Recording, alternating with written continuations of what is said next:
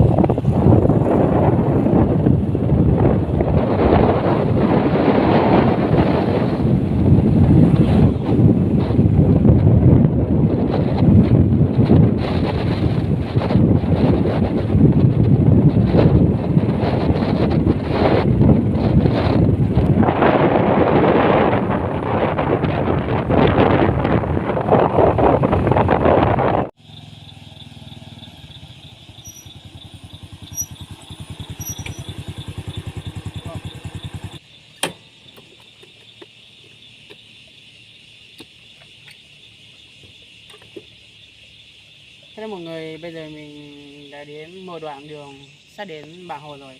Và bây giờ mọi người đi theo mình xem những đoạn đường đẹp.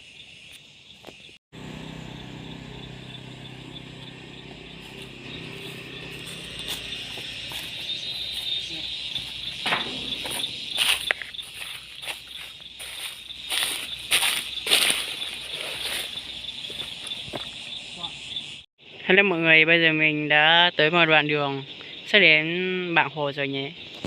Và dưới này là một đoạn đường.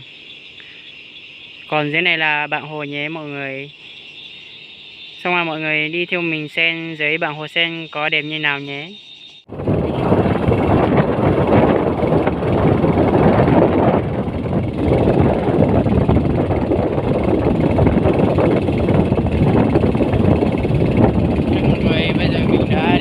Bảng Hồ rồi nhé. Mọi người thấy Bảng Hồ cũng đẹp, có đẹp không? Dưới Bảng Hồ này nắng và nóng lắm. Quê mình ở Sapa nhé.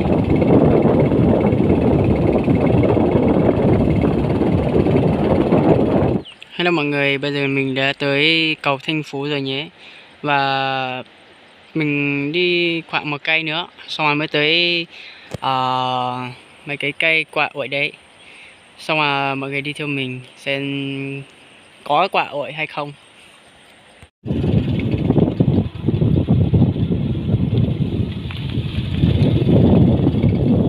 Đâu Bắc? Đi đâu? Bắc đi Thanh Phú. Đi Thanh Phú á? Vâng. Đi lên vào nhà bác chưa? Đã. Thanh Phú làm cái gì? Chỗ đi chơi từ mấy thôi mà. Bác đi Giang Châu à? Giống trên nhà. Giống cùng chú cũng gọi giống đi xung rau chợ đá sao đấy. Vâng.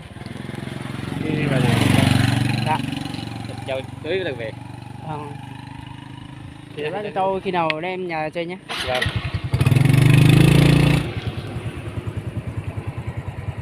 Xin chào mọi người, đây là cầu Thanh Phú nhé. Và dưới này là thủy điện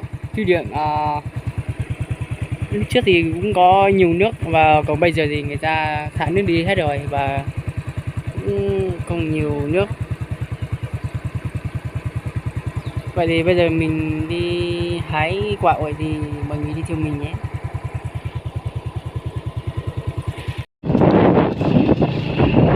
Đây là đường đi thành phố nhé mọi người.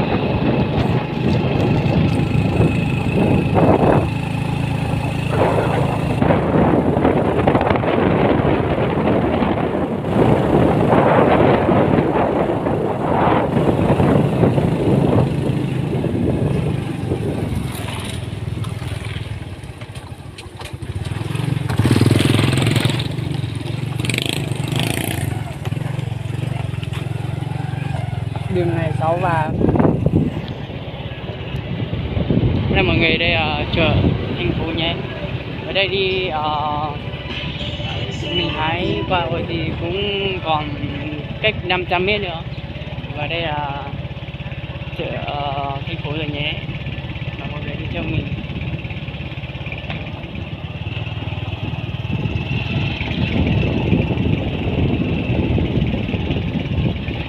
Bây giờ cũng đang có Covid nên người ta đúng cởi hết rồi.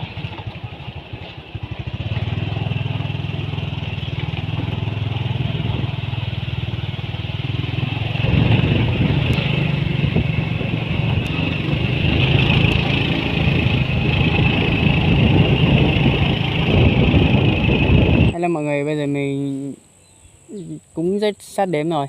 Có một đoạn đường to và đường nhỏ. Bây giờ mình rẽ đường nhỏ đi xuống dưới quả ổi đây nhé.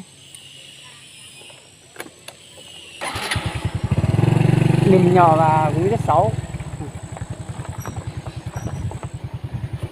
Đây xấu quá.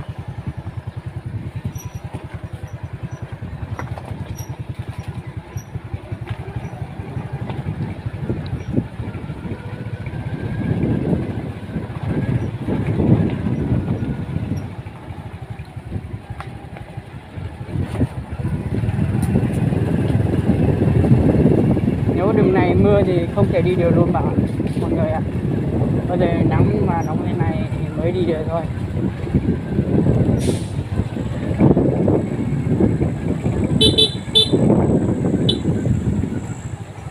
Đây đường này, dưới này còn có đi hơn nữa, dưới này xấu hơn.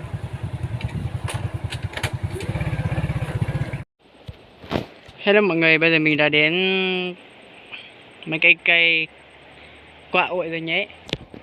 Đây, quả ổi thì vẫn còn chưa chín máy. Có mấy cái quả chín rồi. Đây, một quả đây. Mọi người đây, quả ở đây, còn một quả này chín rồi. Để mình ăn xem có ngon không đã. Rất ngon mọi người ạ. Quả ổi này cũng là rất ngon luôn. Mà con này là quả vàng thôi. Còn quả đỏ thì còn ngon hơn nữa. Đây mọi người nhé, mình đã tới vườn cây quả ổi rồi. Mà vẫn còn chưa chín, vẫn còn xinh. Xanh thì khoảng tuần sau, một tuần nữa xong là mới chín. Đấy. Bây giờ phải chuẩn bị về thôi, bởi vì quả ổi vẫn còn chưa chín. Khoảng một tuần á, xong rồi mình mới xuống hái sau. Cảm ơn các bạn, mọi người, tất cả mọi người và đã đi theo mình, bởi vì quả ổi chưa chín nên tuần sau mình xuống sau nhé. Xin chào mọi người.